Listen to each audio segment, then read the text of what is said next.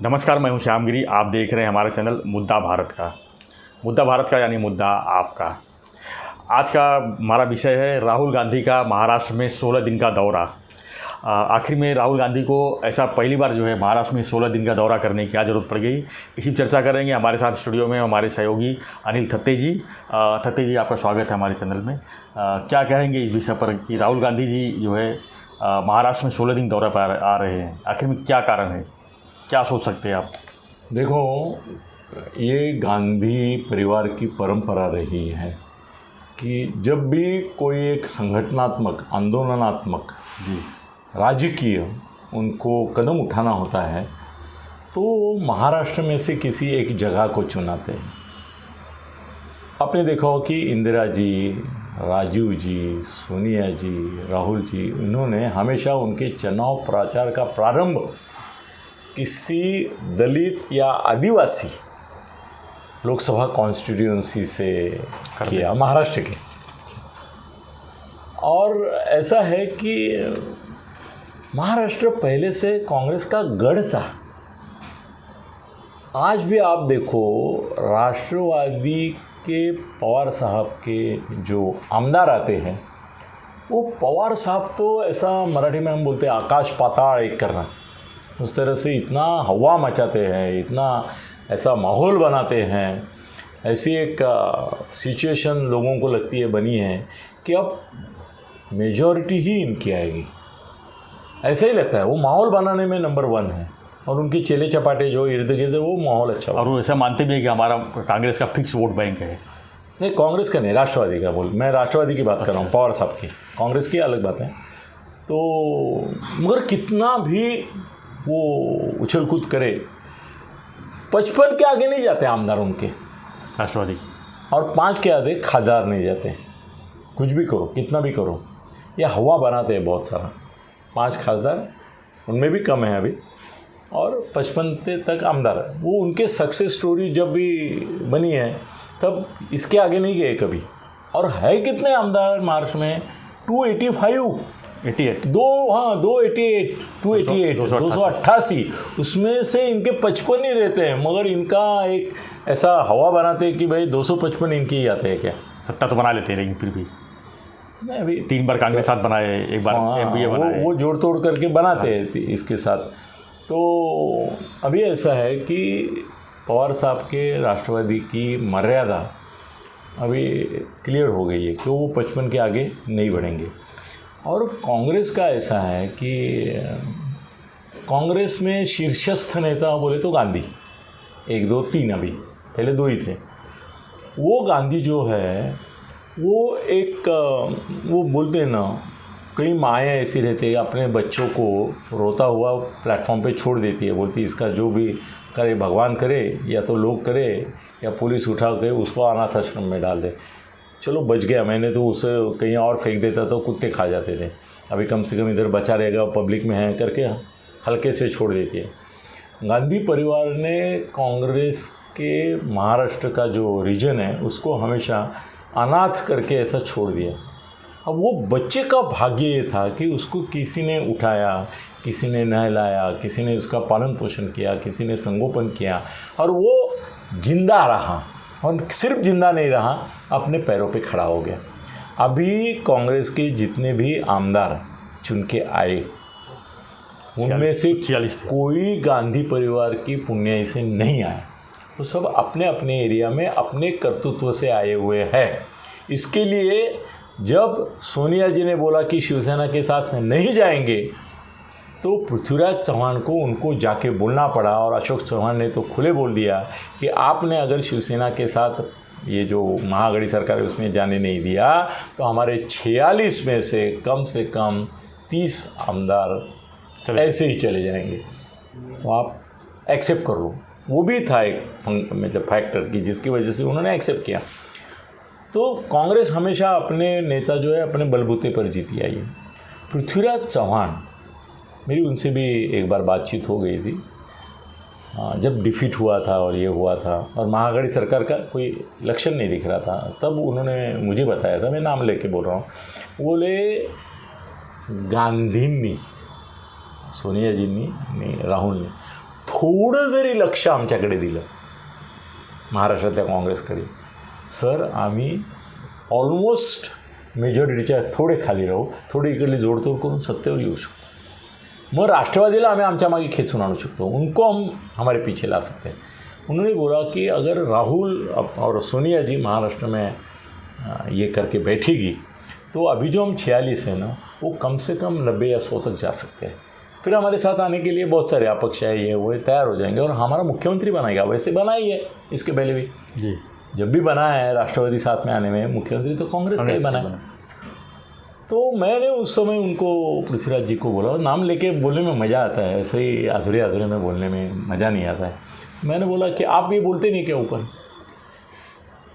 तो बोले हम बोलते हैं मगर वो सुनते नहीं हैं. पृथ्वीराज जी मुझे माफ़ करना, आपने ये तो ऑफ द रिकॉर्ड बताया था मगर बोलने की ज़रूरत थी करके मैं बोल रहा था.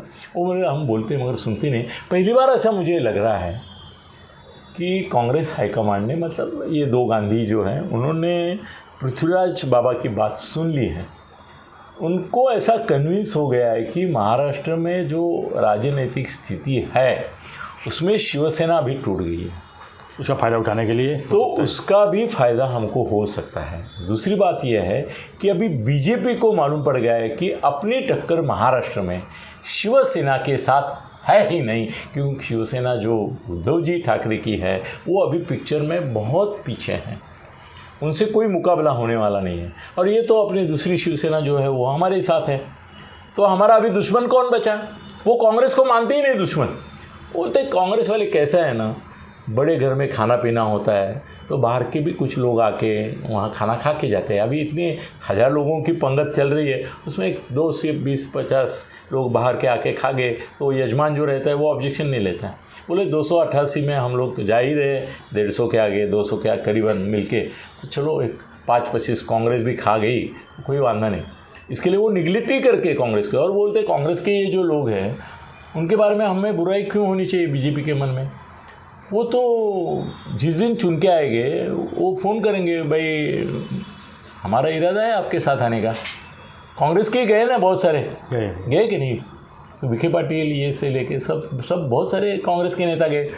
अभी तैयारी में भी होंगे शायद. तैयारी में भी है, अभी भी तैयारी है. कांग्रेस नेता अभी यहाँ आने को तैयार है. उनको वो 2/3 का जो लफड़ा करके रखा है, देखो अपने पाँव पे कुल्हाड़ी कैसे लोग मारते हैं. पहले राजीव गांधी ने वो पक्षांतर बंदी कायदा किया, उसमें 1/3 रखा था. अच्छा था ना पार्टी उसके लिए, बीजेपी से लेके सब 1/3 तोड़ के आने में कोई दिक्कत नहीं थी, कभी भी टूट सकते थे. ये तो वाजपेयी की नैतिकता का अहंकार बीच में आ गया और उन्होंने 2/3 टूटते नहीं है तब तक पक्षांतर ये नहीं होगा ऐसा करके रखा. अपने पैर पे कुल्हाड़ी मारने में कभी कभी राज्यकर्ता बहुत माहिर रहते हैं. उन्होंने अगर उस समय ये नहीं किया होता कब की सरकारें बदली हो जाती थी. कोई बुरा नहीं है उसमें, क्या बुरा है उसमें? ऐसे भी तो आते ही है, उसमें कुछ ना कुछ लूप होल निकालते हैं. अभी साथ में चुनाव लड़के दूसरे साथ में सरकार तो बनाए. तो चलो ठीक है, उनका मुद्दा उनके पास. तो अभी उनको लग रहा है कि राष्ट्रवादी को ख़त्म करना है, तो धीरे धीरे जैसे अभी शिवसेना के एक नेताओं को उन्होंने न्यूट्रल कर दिया. क्या कर दिया? न्यूट्रल कर दिया. अब अजीत दादा तो उनके टारगेट पे पहले से है. अजीत दादा को चॉइस है, या तो बीजेपी के साथ चलो या तो ईडी से लेके सबकी मार खाओ. और उनकी मानसिकता जो है वो बोलने के लिए कुछ भी बोले, उन्होंने एक बार सिद्ध कर लिया कि वो बीजेपी के साथ जाना चाहते हैं. आज भी फडणवीस और अजीत दादा गहरे दोस्त हैं जी. अजीत दादा फडणवीस के शब्द के बाहर नहीं जाएंगे. उनकी सरकार थी तब भी फडणवीस को कोई तकलीफ़ नहीं हुई. वो जल शिवार योजना के बारे में बाकी बहुत भूंगते रहे कि इसकी चौकसी करो, इसके ऊपर कार्रवाई करो, फडणवीस को ये करो वो करो, मगर उद्धव की हिम्मत नहीं हुई और अजीत दादा ने कभी इनिशिएटिव नहीं लिया. क्योंकि ये कैसा है ना, एक दूसरे के प्रति उपकार परोपकार का नाता रहता है. क्योंकि एक दिन की जो सरकार बनी उसमें अजीत दादा को फडणवीस ने एक दिन में क्लियरेंस दे दिया. उनके ऊपर जो आरोप थे और एक्यूजेशंस थे, सिंचाई घोटाला, बहुत सारे घोटाले थे, सब में एक साथ छोड़ दिया. वो ज़िंदगी भर भूलेंगे नहीं. तो वो इनके जल शिवार के खिलाफ के मतलब बारे में कुछ किए नहीं. अभी भी ऐसा है कि अजीत दादा को विरोधी पक्ष नेता बनाना, मैं तो बोलता हूँ शरद पवार ने उपकार कर दिया बीजेपी के ऊपर कि अजीत दादा को किया, कि जो उनका ही आदमी है बीजेपी का.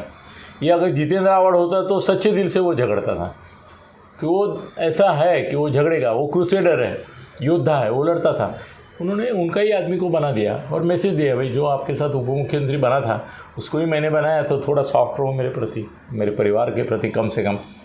तो अभी ऐसा हो गया कि कांग्रेस में बहुत सारे लोग बोलने लगे, जो पृथ्वीराज बाबा बोलते थे कि भाई अगर हाईकमान हमारी ओर थोड़ा ध्यान देती है तो हमको बल मिलेगा। और कम से कम उनका अभी टारगेट ये है कि बीजेपी नंबर 1 की पार्टी बनेगी, वो तो जाहिर है।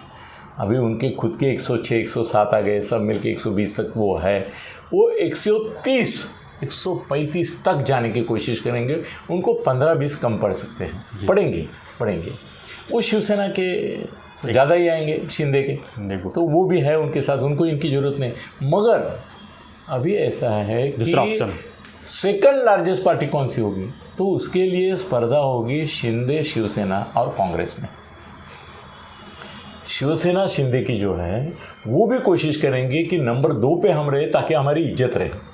देखो अभी मुख्यमंत्री तो शिंदे साहब बने हैं, मगर अगली बार मुख्यमंत्री शिंदे साहब नहीं बनेंगे, वो उप मुख्यमंत्री बनेंगे। ये एक्सचेंज होता रहेगा और फडणवीस साहब बनेंगे, ये आप लिख के रखो। और उसके लिए दोनों तैयार हैं मन में, इन्होंने एक्सेप्ट किया तभी उन्होंने भी एक्सेप्ट किया कि भाई अगली बारी तुम्हारी, ये हो गया है। तो अभी कांग्रेस वाले चाहते हैं कि नंबर 2 की पार्टी अगर कांग्रेस बनती है तो महाराष्ट्र के पॉलिटिक्स में राष्ट्रवादी को हम पीछे धकेल सकते हैं। क्योंकि आज भी सर ये चमत्कार है कि कांग्रेस के नगर सेवक, पंचायत सदस्य, ये सब अपने बलबूते पर चुन के आते हैं। वैसे सर आज भी आदिवासी, दलित, अल्पसंख्यक, मुस्लिम हो, क्रिश्चियन हो, उन सबके मन में एक आशा है जो फलद्रूप नहीं हो रही है कि भाई कांग्रेस अगर बल पकड़ती है, अपनी जड़ें मजबूत करती है, तो हम राष्ट्रवादी वगैरह के पीछे नहीं जाएंगे, हम कांग्रेस के पीछे जाएंगे।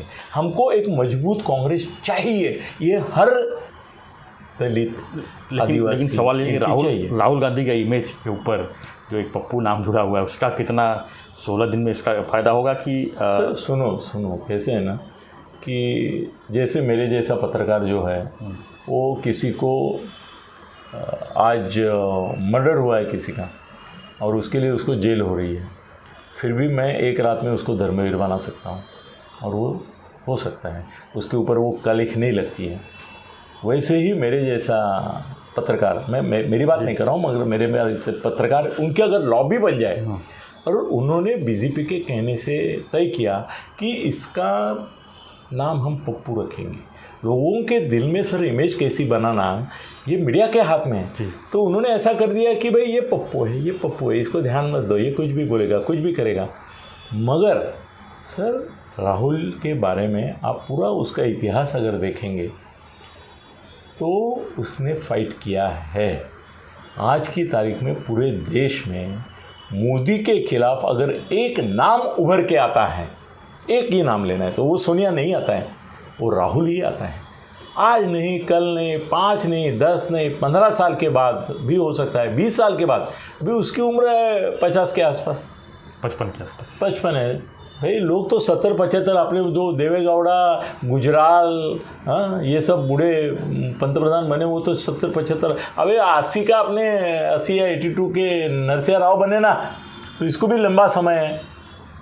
तब तक ये जिंदा रहे, तब तक ये काम करता रहे, तब तक लोगों में मिलता रहे सर उसको। इसके बारे में, राहुल के बारे में सर हम एक अलग वीडियो बनाएंगे। लोगों को मालूम नहीं, ऐसी कम से कम 25 चीज़ें मुझे मालूम है जिसकी वजह से अगर वो मैं लोगों को बताऊं तो इसकी पप्पू इमेज जो है वो आप भी बोलेंगे कि अनिल जी मेरी गलती हो गई, लेकिन मैं इसको पप्पू बोलता था। लेकिन बीजेपी तो यही कहती है कि राहुल गांधी है करके बीजेपी इतने ऊपर है। नहीं सर, नहीं, राहुल की वजह से वो ऊपर नहीं है, वो अपने बलबूते पर ऊपर है।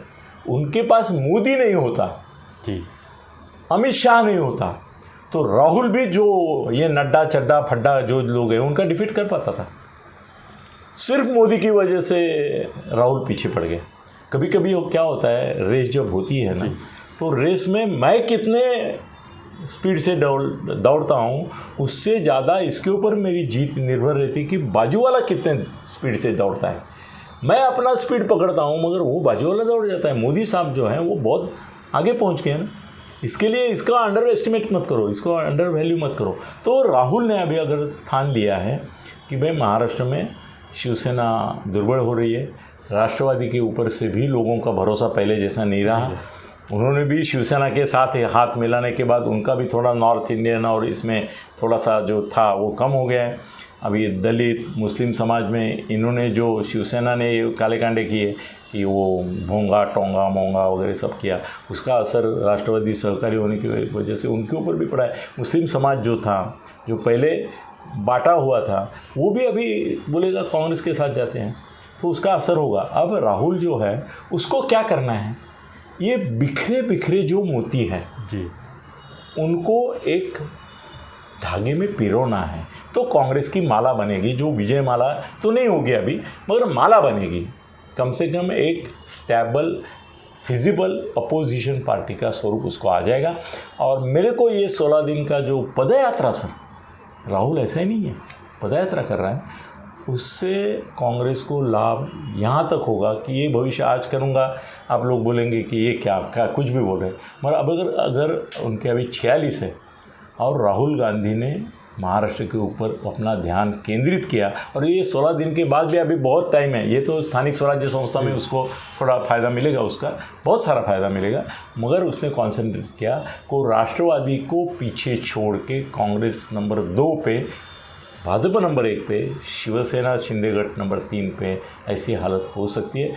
मैं तो चाहूँगा कांग्रेस वालों के लिए ये लॉटरी लग रही है, अभी उसका फ़ायदा उनको उठाना चाहिए, राहुल के साथ होना चाहिए, और बीजेपी को चाहिए कि वो उसका मजाक उड़ाए, उसको पप्पू बोले, उसको ये करे, क्योंकि उसके बिना उनका भी चारा नहीं है। नहीं, तो ये होती रहेगी लड़ाई, मगर इसमें मुझे कांग्रेस वालों के लिए बहुत एक बड़ा मौका देख रहा हूँ।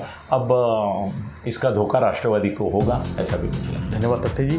तो राहुल गांधी का 16 दिन का दौरा कितना उपयोगी होगा वो तो समय बताएगा, लेकिन तथ्य साहब का मानना है कि कांग्रेस को जरूर एक फायदा ऑक्सीजन मिल सकता है। बिल्कुल ऑक्सीजन सही। तो आपको हमारा वीडियो कैसा लगा हमें जरूर कमेंट बॉक्स पे लिखिए। वीडियो पसंद आए तो लाइक शेयर सब्सक्राइब करना ना भूलें। महाराष्ट्र सहित देश भर के विश्लेषण पर चर्चा के लिए हमारा चैनल देखते रहिए मुद्दा भारत का। धन्यवाद।